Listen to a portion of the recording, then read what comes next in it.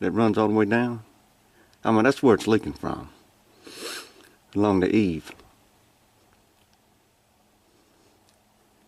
See it? So before I leave, I'm gonna have to try to patch that. All right, I'm up here on this ladder, hanging onto a floor, on a ceiling joist, trying to look into the roof. All right, let me get down.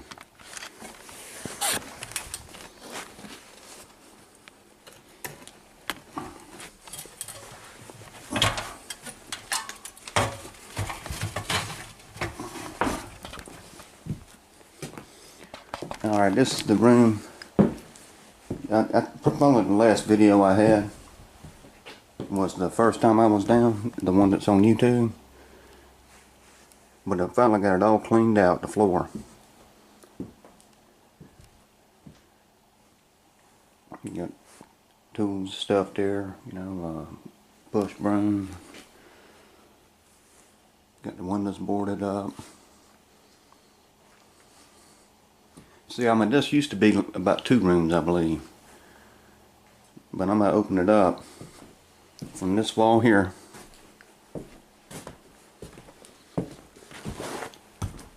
From this wall right here, all the way down to that wall right there. That's 22 foot. This room's 12 foot wide. It's 12 by 22 foot. I think that'd be a nice sized living area. I mean, after you gut it, cut up the floor, fix the floor. Alright, here you had moisture damage. See how it's bowed?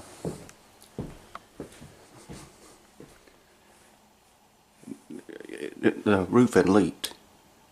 The ceiling came down. I mean, that's why it was so nasty in here. It was about knee high of debris. Insulation, drywall. And I wanted to get it up. I didn't want all that stagnant water and all that stuff to be sitting in here, creating more damage. Because it was nasty. I went in here, I was cleaning it. It was nasty. And that broken up drywall and that insulation, when it gets wet and it's been sitting here like this for years, get all that stagnant water, is really nasty. I ripped up the sole plates. And this is one of my new tools here. That's a DeWalt pry bar, 42 inch pry bar for demo work. And I used it. And I give this thing above a 5-star rating. I highly recommend this tool. It's real good. I didn't know DeWalt made tools like that. I thought they just made drill bits, saw blades, power tools, stuff like that. But I didn't know they made pry bars and stuff. Outstanding tool. Alright, so we got this room cleaned out. Got the windows boarded up. Alright, now these windows, they're about 58, 59 inches long. About 28, 30 inches wide. My intentions, what I'm going to do, is get the same windows I got in there. The sliding windows. I'm at 60 by 60 inches, 5 by 5 foot, which would be a little bit bigger than the length, and it'd be probably close to twice the size of it. So I'm gonna put a big window here. I'm gonna just open this thing up, cut it out, open it up, frame it out, put another one here. So this room will have 2 nice big windows. 5 by 5 foot sliding windows on it.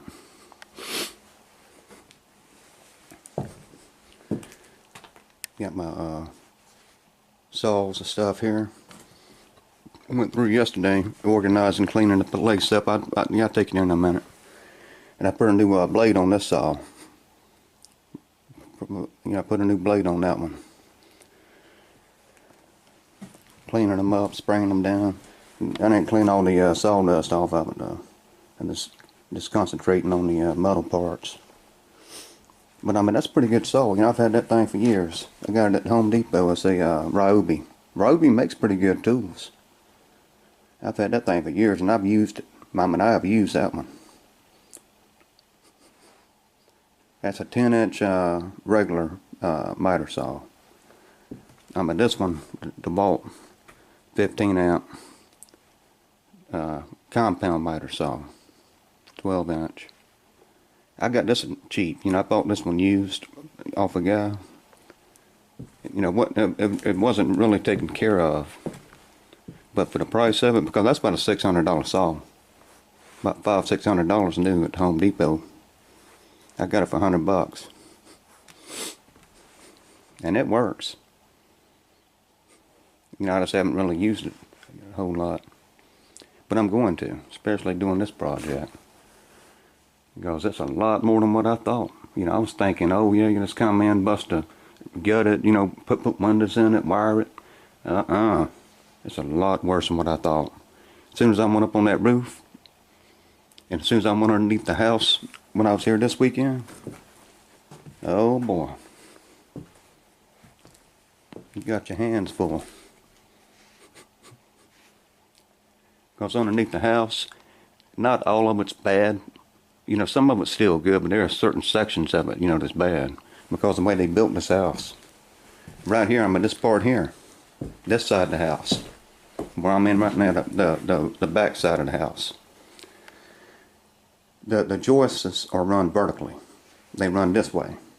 They run that way, long ways, vertically. This part here, because they tied them in together, they're starting to sag. This side here, on this side of the house, all the way down from here, the whole length of the house except for the addition back there, all this seem to be in pretty good condition, you know, from what I can tell. The joists run this way, run vertically.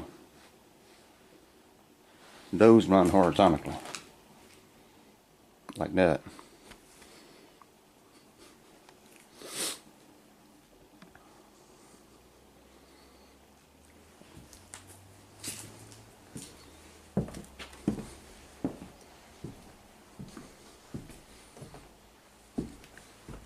Alright. This is the kitchen. Originally, the fire damage, because one room caught fire. It was a little a kid's bedroom caught on fire, and they you know, I mean, just one room fire damage. But once you've got this place and everything, you know, I mean, you know, it'd be like a new house again. But this is the kitchen area.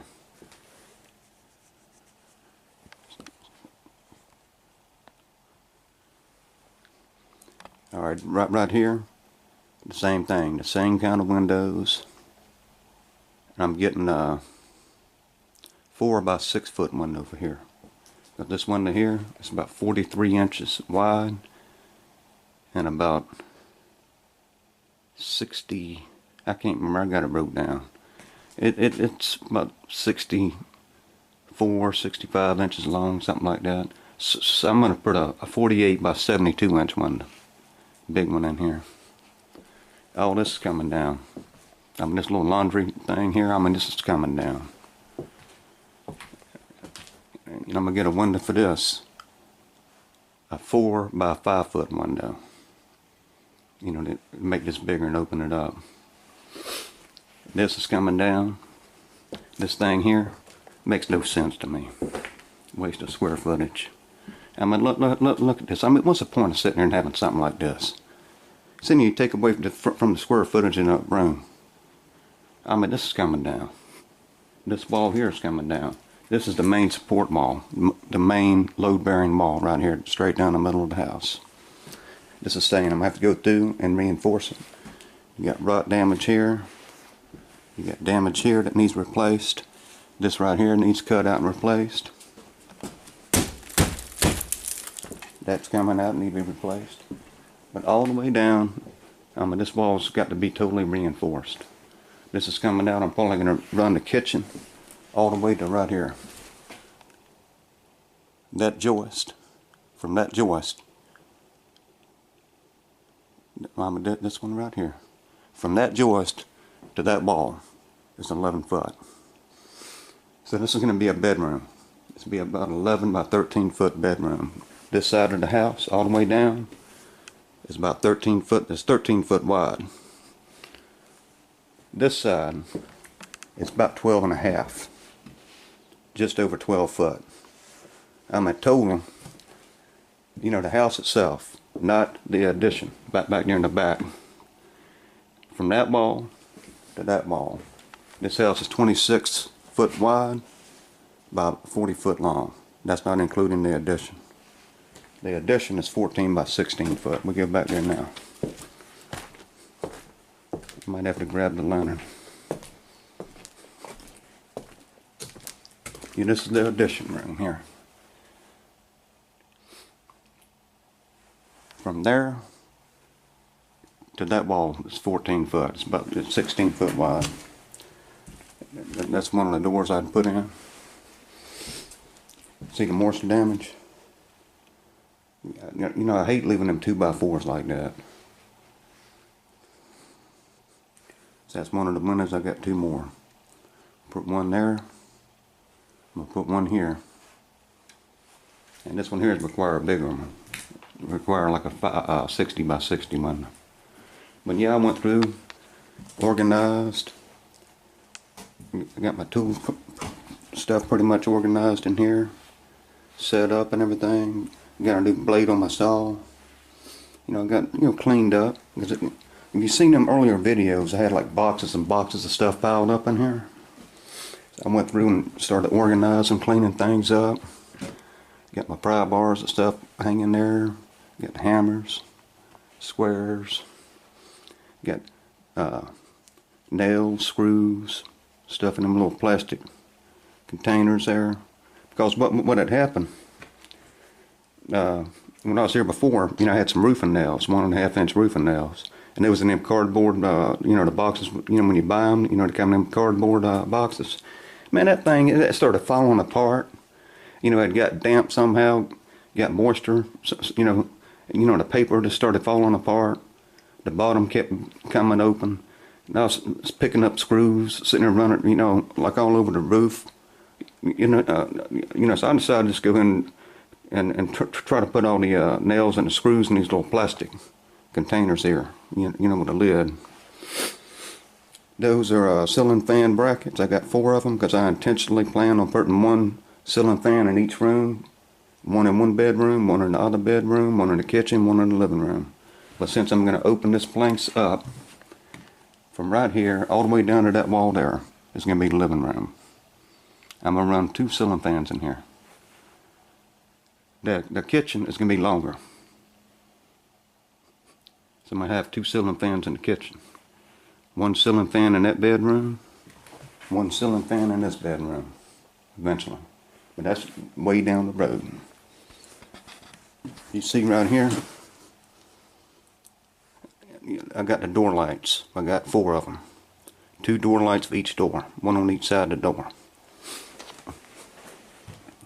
Got my caulking, flash tape, you know, little shims and stuff.